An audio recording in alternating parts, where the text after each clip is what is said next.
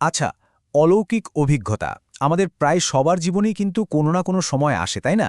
আর এই প্রশ্নগুলো আমাদের মাথায় ঘুরপাক খায়। অভিজ্ঞতাগুলো এতটাই বাস্তব মনে হয় যে সেগুলোকে পাত্তা না দিয়ে থাকাটা প্রায় অসম্ভব হয়ে পড়ে। চলুন আজকে আমরা এই রহস্যময় জগৎটাকে একটু তলিয়ে দেখি। এই যে কথাটা, এটা কিন্তু আমাদের সোর্সের একজনের একেবারে নিজের চোখে দেখা ঘটনা। মানে এটা থেকে বোঝা যায় যে যারা এই ধরনের পরিস্থিতির মধ্যে দিয়ে যান, তাদের কাছে ব্যাপারটা কতটা সত্যি।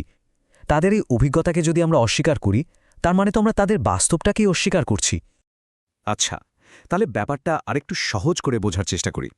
আমরা যে জিনিসটা নিয়ে কথা বলছি সেটার একটা সাধারণ সংজ্ঞা যদি দিই, তাহলে দাঁড়ায় শরীর ছাড়া একটা চেতনা, মানে একটা কনসিয়াসনেস আছে, কিন্তু সেটার কোনো ফিজিক্যাল বডি নেই। বিভিন্ন কালচারে কিন্তু এটার বিভিন্ন নাম, কোথাও জিন, কোথাও আত্মা, আবার কোথাও ডেমন, কিন্তু মূল আইডিয়াটা কিন্তু একই। তো চলুন এখন দেখি বড় বড় ধর্মগুলো কিভাবে এই অদৃশ্য সত্তাগুলোকে ব্যাখ্যা করে, মানে এগুলোকে বোঝার জন্য কিভাবে তারা নিজেদের মতো করে একটা ফ্রেমওয়ার্ক তৈরি করেছে। প্রত্যেকটা ধর্মেরই কিন্তু নিজস্ব ব্যাখ্যা আছে, আর সেটাই তাদের অনুসারীদের বিশ্বাসকে তৈরি করে। এখানে দেখুন, ইসলাম আর খ্রিস্ট ধর্ম দুটো ধর্মেই কিন্তু এই সত্তাগুলোর জন্য দুটো একদম আলাদা ব্যাখ্যা দেওয়া হয়েছে। যেমন ইসলামে বলা হচ্ছে জিনের কথা, যা তৈরি ধোঁয়াবিহীন আগুন থেকে, আবার খ্রিস্ট ধর্মে বলা হচ্ছে ডেমনদের কথা, যারা হলো পতিত দেবদূত বা ফলেন এঞ্জেল। দেখুন, তাদের উৎস, তাদের দুর্বলতা সবকিছুই কিন্তু একেবারে ভিন্ন। কিন্তু সবচেয়ে অবাক করার মতো বিষয় কি জানেন? সাংস্কৃতিক ব্যাখ্যাগুলো কিন্তু একদম আলাদা, অথচ যেসব লক্ষণের কথা বলা হয় সেগুলো কিন্তু হুবহু এক। মানে হঠাৎ অজ্ঞান হয়ে যাওয়া, মনে হওয়া কেউ ছুঁয়ে দিচ্ছে, বা ভয়ঙ্কর দুঃস্বপ্ন দেখা, এই সব লক্ষণগুলো কিন্তু দুই ক্ষেত্রেই একদম মিলে যায়। তো এই মিল আর অমিলটা মিলিয়ে একটা দারুণ ধাঁধা তৈরি হচ্ছে, তাই না? চলুন দেখি এখান থেকে কোন প্রশ্নটা উঠে আসে। এর একটা উত্তর তো আমাদের পেতেই হবে। আর এখানেই আসছে আসল প্রশ্নটা। যদি এই সত্তাগুলো সত্যিই বাইরের কোনো শক্তি হয়, তাহলে পাকিস্তানের একটা জিন কেন শুধু কোরআন শুনে ভয় পাবে, আর আমেরিকার একটা ডেমন কেন শুধু ক্রস দেখলেই ভয় পাবে? মানে তারা কি ধর্ম আর দেশের বর্ডার মেনে চলে?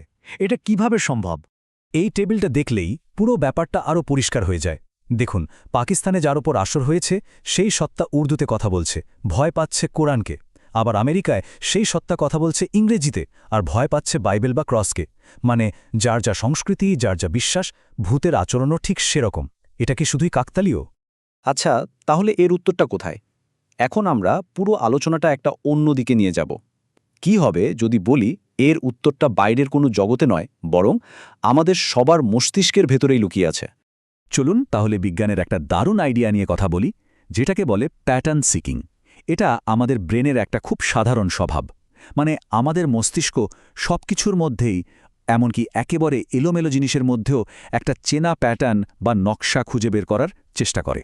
ঠিক এই কারণেই কিন্তু আমরা অনেক সময় আকাশের মেঘের মধ্যে মানুষের মুখ দেখতে পাই, তাই না? বা কোনো একটা লেখার মধ্যে হয়তো গোপন কোনো বার্তা খুঁজে বের করার চেষ্টা করি। এই সবই কিন্তু আমাদের ব্রেনের এই প্যাটার্ন খোঁজার প্রবণতার জন্য হয়। এখন ভাবুন, যখন কেউ খুব বেশি মানসিক চাপ, ভয় বা ট্রমার মধ্যে দিয়ে যায়, তখন কি হয়? তখন তার মস্তিষ্ক এই তীব্র অনুভূতিগুলোকে ব্যাখ্যা করার জন্য একটা গল্প তৈরি করে। আর সেই গল্পটা কোত্থেকে আসে? আসে তার নিজের সংস্কৃতি আর বিশ্বাস থেকে, যা সে ছোট থেকে জেনে এসেছে। তার মানে একটা জিনিস কিন্তু পরিষ্কার, অভিজ্ঞতাটা কিন্তু একদম সত্যি। এই ব্যাখ্যাটা সেই অনুভূতিটাকে মিথ্যে বলছে না। এটা শুধু বলছে যে এর উৎসটা বাইরে নয়, বরং আমাদের মস্তিষ্কের ভেতরে। অনুভূতিটা ১০০% বাস্তব, কিন্তু এটা আমাদের ব্রেনেরই তৈরি। বেশ, তাহলে ধাঁধার শেষ অংশে আসা যাক। একটা প্রশ্ন কিন্তু থেকেই যায়, এই ব্যাখ্যাগুলো আমাদের কাছে এত সত্যি, এত ব্যক্তিগত বলে মনে হয় কেন? এর পেছনেও কিন্তু মনোবিজ্ঞানের একটা দারুণ কারণ আছে। এই ব্যাপারটাকে বলে বার্নাম এফেক্ট। এটা এমন একটা মানসিক ব্যাপার যেখানে খুব সাধারণ আর ঢালাও কথাবার্তাকে আমাদের নিজেদের জন্য একেবারে খাপে খাপ মিলে যাওয়া সত্যি বলে মনে হয়। ঠিক যেমনটা রাশিফল বা ভাগ্য গণনার ক্ষেত্রে হয় আর কি। দেখুন, এটা খুব সহজ, ৩টে ধাপে কাজ করে। প্রথমে খুব সাধারণ একটা কথা বলা হয়, যেমন ধরুন কোনো একটা বাইরের শক্তি তোমার উন্নতিতে বাধা দিচ্ছে। এরপর আমরা নিজেরা আমাদের জীবনের সমস্যাগুলোর সাথে এই কথাটা মিলিয়ে নিই, আর ঠিক তখনই ওই সাধারণ কথাটা আমাদের কাছে একদম ব্যক্তিগত আর সত্যি বলে মনে হতে শুরু করে। আর এর একটা মনস্তাত্ত্বিক সুবিধাও আছে। এটা আমাদের নিজেদের সমস্যাগুলোকে একটা বাইরের শক্তির উপর চাপিয়ে দিতে সাহায্য করে, মানে জাদু বা জিনের উপর। ফলে নিজের ভেতরের সমস্যা নিয়ে আর ভাবতেই হয় না, আসলে নিজের দিকে আঙুল তোলার চেয়ে অন্য কাউকে দোষ দেওয়া তো অনেক বেশি সহজ, তাই না? তাহলে পুরো আলোচনা শেষে একটা বড় প্রশ্ন আমাদের সামনে এসে দাঁড়ায়। যদি এই সব সার্বজনীন অভিজ্ঞতার উৎস আমাদের মস্তিষ্কই হয়, তাহলে এটা আমাদের মানব চেতনা আর ভয় নিয়ে কি বলে? আমাদের বিশ্বাস, আমাদের ভয় আর আমাদের মস্তিষ্ক, এই সব কিছু আসলে কিভাবে একে অপরের সঙ্গে জড়িয়ে আছে, এটা কিন্তু সত্যি ভাবার মতো একটা বিষয়।